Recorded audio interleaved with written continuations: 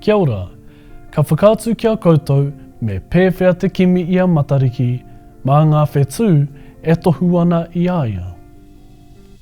Ko te marama o Pipiri te wā tika mo te whitinga mai o Matariki hei te ata me te wāhanga o te marama o Tangaroa, te wāhanga toru hauwhā o te marama. Koenei ngā āhuatanga e tohu ana i te tauhou Māori. Mēnā ka ahu koe ki te rāwhiti, ka kite koe i ngā whetū e toru e noho tapatahi ana ko Orion's Belt tēnei.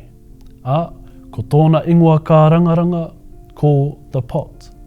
Ki te iwi Māori, ko tautoru te ingoa.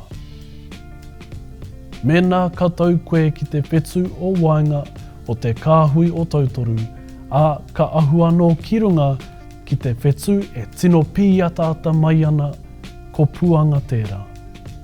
Ko puanga, tētahi whetū anō e mihi ana ki te tauhou Māori. Kei tēnā iwi, o rātou ake tikanga.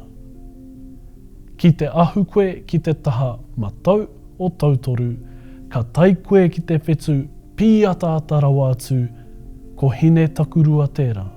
Ko hine takurua, tētahi o ngā wahine a tamanui te rā. Ki te ahu koe ki te taha maui, ka kite koe i tētahi tapotoru i te rangi, ko te kokotā tērā. Ko te mata o Taurus the Bull anō hoki tērā.